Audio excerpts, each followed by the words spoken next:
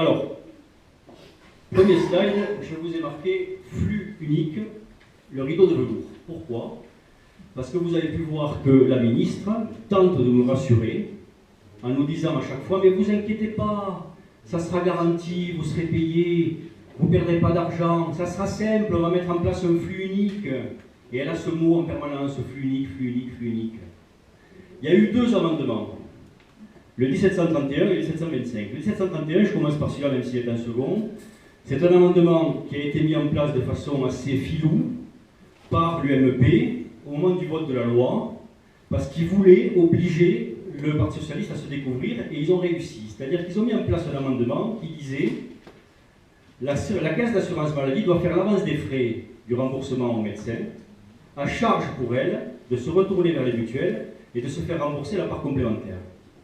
Et le gouvernement a voté contre. A voté contre parce qu'ils savent qu'aujourd'hui, il est totalement impossible de se faire rembourser par les complémentaires. Donc ça, la même chose qu'ils refusent pour eux, ils veulent l'appliquer pour vous. Ils se foutent éperdument que vous perdez du pognon. Ce qui les intéresse à eux, c'est de mettre en place dogmatiquement le tiers payant. Donc ils ont mis en place l'amendement 1725, qui parle aussi de flux unique, sauf que c'est un flux unique éclaté. C'est-à-dire que c'est un flux unique dans le mot. En fait, ce sont deux routes parallèles. D'un côté, l'assurance sécurité sociale et de l'autre, l'assurance complémentaire. C'est piloté par la caisse, ce qui plaît très peu aux complémentaires, mais ce n'est certes pas un flux unique. Et ils n'ont aujourd'hui absolument pas les clés du camion. Ils ne savent pas du tout aujourd'hui comment ils vont faire pour gérer la chose. Et vous verrez que dans la loi, ils doivent rendre leur copie d'ici quelques mois. C'est écrit dans la loi. Ils sont obligés de rendre leur copie avec un système qui fonctionne au mois d'octobre. Ça est le suivant. Donc actuellement, vous savez que le tiers payant, ça existe. Pas le tiers payant généralisé obligatoire, mais le tiers payant, ça existe. C'est obligatoire pour les AME, pour l'aide médicale d'État, pour les CMU complémentaires, les ACS au 1er juillet 2015. C'est obligatoire pour les actes lourds en clinique et hôpital. Et c'est facultatif pour les AME. Le calendrier du tiers payant, donc au 1er juillet, les ACS passent en tiers payant généralisé. Le coût, c'est 250 millions d'euros. Au 1er juillet 2016, le tiers payant généralisé est possible, mais non obligatoire, pour les femmes enceintes et les patients en ALD. Au 31 décembre 2016, le tiers payant généralisé devient obligatoire pour les femmes enceintes et les patients en ALD, uniquement sur la part obligatoire. Donc c'est un tiers payant sur la part sécu. Au plus tard, le 31 octobre 2015, c'est ce dont je vous parlais, dont Eric vous parlait, c'est la présentation de la solution technique pour le tiers payant, du tarif opposable et de la part complémentaire, avec application pour cela au 1er janvier 2017 de façon facultative. Donc 1er janvier 2017, tiers payant généralisé facultatif, comprenant à la fois la part opposable et la part complémentaire, et enfin, in fine, le 30 novembre 2017, tiers payant généralisé obligatoire pour tous, de droit, sur la part obligatoire et la part opposable et la part complémentaire. Alors, qu'est-ce qui permet ce tiers payant? Il permet à la sécurité sociale de récupérer immédiatement ce qu'elle considérera comme un indu, pas assez de générique, pas assez de télétransmission, trop de points de transport, etc. Il y a un flicage permanent sur vos activités et ils se paieront sur la bête. Ils auront toute possibilité de le faire. Et je vous rappelle, vous le verrez dans les slides suivants, que le tiers payant généralisé obligatoire est lié à la prescription des génériques. C'est-à-dire que si le patient veut bénéficier du tiers payant généralisé obligatoire, il doit accepter les génériques. On ne lui laisse plus le choix. S'il n'accepte pas les génériques, il n'a pas le tiers payant. Alors, MST, j'ai mis S en petit parce que c'est mal vu de dire MST actuellement. Elle s'appelle Marie-Soledad Touraine, mais on ne peut pas dire MST, donc j'ai mis M petit ST. C'est elle qui le dit, l'organisme de prise en charge peut récupérer ce montant par retenue sur les versements de toute nature à venir. Déclaration de la ministre. Donc c'est pas caché, je veux dire, ils avancent en terrain découvert. Quid de la franchise? Ça c'est assez amusant comme problème. Vous savez qu'actuellement il y a des franchises qui sont récupérées sur les actes médicaux, sur les boîtes de médicaments, etc. Et se poser la question, avec le tiers payant, comment ils vont faire pour récupérer la franchise? Donc ils se sont grattés la tête. Ils ont trouvé une solution extraordinaire qui est de dire on va récupérer la franchise directement sur les comptes bancaires des patients. Ça veut dire que si les patients veulent rentrer dans le tiers payant, il faut qu'ils donnent leur compte bancaire à l'État. On a quand même une chance, c'est que les gens se redisent là-dessus. C'est là qu'il faut. Non, pas encore. C'est à nous de leur dire dans nos cabinets, à nous de leur dire attention, vous serez obligé de donner votre compte bancaire à l'État. L'État aura la main sur votre compte bancaire, non seulement la main, mais la vue. Puisqu'ils ont accès à votre compte, donc ils seront inscrits dessus, il n'y a pas de problème. Déjà avec la base de patients, ils seront tout de vous, tout. Et là en plus ils auront vos comptes bancaires. C'est open bar, c'est la fête du slip. Le coût du système, ça c'est très amusant. C'est là où on rentre dans le paradoxe et c'est là où on voit que ces gens ont quand même un intellect qui est perturbé. 23 €, je vous ai mis, plus cher que 50%. Ça, c'est les maths du gouvernement en place. Pourquoi je dis ça? Parce que la seule solution pour eux, que ça ne soit pas coûteux de prélever les franchises, c'est évidemment de ne pas les prélever 1 € par 1 €. Sinon, ça leur coûte plus cher à chaque fois que le fait de prélever l'euro. Donc, qu'est-ce qu'ils vont faire? Ils vont prélever d'un coup, à un certain gap. C'est-à-dire qu'ils vous disent que les gens renoncent aux soins, et c'est pour ça qu'on met en place le tiers payant, parce que les gens ne peuvent pas faire face à une dépense de 23 €, et les mêmes qui disent ça vont taper d'un seul coup 50 €, 100 € sur le compte des patients. On est dans le paradoxe le plus total. C'est-à-dire que les gens qui sont en grave difficulté économique, que l'on connaît, on a tous des patients qui nous disent encaisser le chèque dans 1 mois, dans 2 mois, pour 23 €, on le vit tous les jours. Et bien eux vont leur taper 100 € et vont les mettre interdits bancaires. Et ils s'en foutent. Et ils s'en foutent, je vous garantis, on leur a dit, ils s'en foutent. Rappel, donc, le tiers payant généralisé n'est possible que si la carte vitale est à jour, uniquement dans le cadre de la filière de soins avec médecin traitant et acceptation de tous les médicaments génériques, ce qui est totalement invérifiable pour nous. Si le patient a accepté le prélèvement sur son compte, j'en parlais, le patient est censé payer au professionnel de santé le reste à charge ou les honoraires complémentaires. Comment faire pour reconnaître le contrat de la complémentaire? J'en sais rien. Impossible, c'est quotidien. Alors, en aparté, quelques manipulations de notre cher ministre, parce que ça aussi c'est quand même fort de café. Elle manipule la réalité du tiers payant puisqu'elle fait comme s'il n'existait pas déjà. Elle rappelle l'avantage du tiers payant contre générique, montre ainsi la volonté de continuer à servir le tiers payant pour contrôler à outrance la liberté des assurés sociaux. Il y a donc paradoxalement plus de liberté pour ceux qui ont les moyens de refuser le tiers payant. C'est une loi qui est profondément inégalitaire. Profondément inégalitaire. Vous le verrez, dans plusieurs alinéas de cette loi, on passe d'un système solidaire à un système totalement inégalitaire. Le renoncement aux soins, contrairement à ce que nous dit notre ministre, n'est pas du tout de 25 à 30%, sinon ça nous placerait loin devant les États-Unis où le renoncement est de 15%. Ce qui fait que les mêmes qui à longueur d'année vous disent que les USA est le système de santé le plus pourri du monde, vont faire rentrer dans la tête des gens qu'on est plus mauvais que les États-Unis en termes de renoncement des soins, alors qu'on est le système le plus socialisé au monde. Et ça choque personne. Aucun journaliste leur dit, mais attendez, c'est pas possible. Le renoncement aux soins, c'est 4,5% selon l'adresse. La première cause de renoncement aux soins, ce n'est pas du tout le coût de l'acte, c'est le délai de rendez-vous.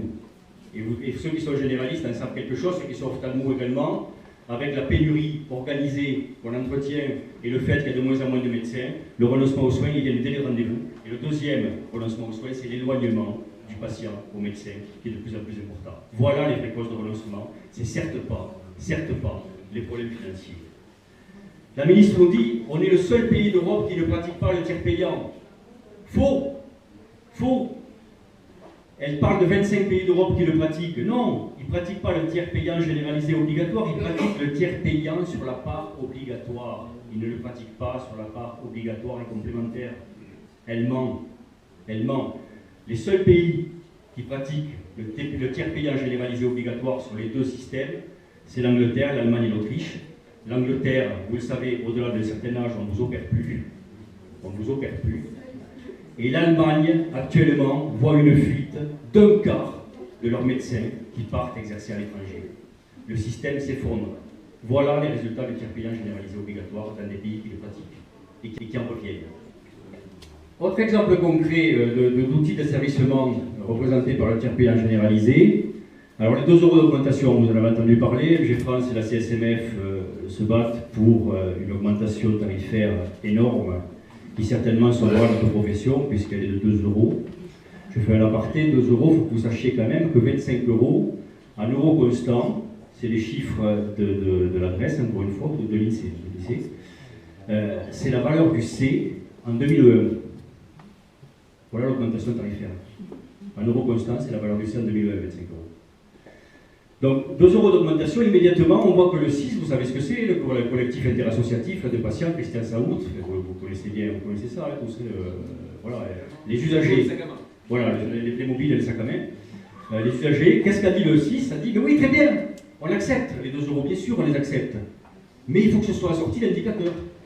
On veut bien leur donner de l'argent, mais il faut que les médecins acceptent à ce moment-là de prescrire un antibiotique, de prescrire plus de générique, etc. Donc ça veut dire que dès l'instant où on va vous augmenter, on va lier cela au respect d'indicateurs. Et donc, grâce au tiers payant, on aura tout loisir de veiller au respect des indicateurs, de moduler selon cela les délais de paiement. Ça existe déjà chez les pharmaciens. Je vous signale que les pharmaciens qui ne respectent pas leur quota de générique, curieusement, se voient rembourser avec retard.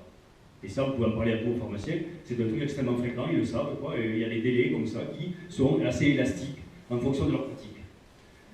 C'est, je peux revenir en arrière. Encore une fois, ça sera légal puisque c'est lié aux indicateurs. Hein. C'est pas un truc qui sera illégal. C'est vous qui aurez enfreint la loi parce que vous n'aurez pas respecté les indicateurs, c'est pas eux parce qu'ils vous payent pas.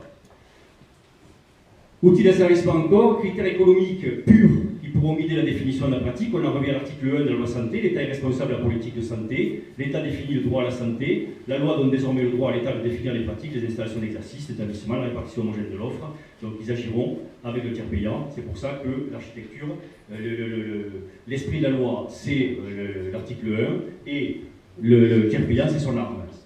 Respect de l'objectif national des dépenses d'assurance maladie, ben, ça sera par les lettres clés flottantes. Le tiers payant généralisé obligatoire permettra, en cas de dépassement de l'objectif national des dépenses, de moduler les remboursements ou de faire flotter les valeurs de lettres clés. Le procès est à 23, la nation a dépassé, et en octobre il est à 22, puis il est à 20, voire à 19. Comme ça on reste dans l'enveloppe. C'est une possibilité. Suivant, une possibilité. Le désengagement de l'assurance maladie et la préparation des réseaux, ça fera plaisir à notre ami Patrick. Par la rémunération sans cesse, forfaitaire sans cesse plus importante, on désengage progressivement de façon indolore l'assurance maladie. Je vous signale que ça a débuté avec la rémunération forfaitaire des personnes âgées de plus de 80 ans. L'enveloppe, elle est réglée par l'UNOCAM, par les assurances maladie, ce qui veut dire que le pourcentage de prise en charge de l'acte par la complémentaire a déjà augmenté. Or la profession des médecins a la chance de ne pas être soumise au réseau de soins pour une seule raison, c'est le fait que nous sommes une profession à remboursement sécu majoritaire. Le jour où nous passons à remboursement sécu minoritaire, on ouvre la porte des réseaux de soins, on ouvre la porte à M. Cagnard, à M. Sarkozy, etc., qui vous feront rentrer dans les réseaux fermés, qui diront aux patients, monsieur, si vous rentrez dans notre réseau pour lequel vous cotisez, vous serez bien remboursé, si vous allez ailleurs, vous serez moins bien remboursé. Vous, on vous assurera une patientèle, sauf que c'est la finance qui aura la main sur vos exercices, qui définira vos pratiques, qui définira les matériels que vous utiliserez, etc. etc. Bonjour la médecine low cost. La loi n'est pas passée, ça commence. On a reçu ça, ce courrier qui nous a été envoyé par un adhérent, qu'une clinique a reçu. Cher monsieur, au second semestre de cette année, Santé Claire va lancer un appel d'offres national pour sélectionner les futurs établissements partenaires de notre réseau en orthopédie, intervention sur hanche et sur genou. À la suite de ce processus et dès début 2016, les établissements partenaires répartis dans chaque territoire seront recommandés par leur complémentaire santé auprès de nos 8,5 millions d'assurés pour la réalisation de ces interventions. Dans ces établissements, les assureurs seront pris en charge aux frais réels sans aucun reste à charge. Nous serions heureux de vous rencontrer pour vous informer des critères de sélection et des modalités de cet appel d'offres et pour répondre à vos éventuelles questions.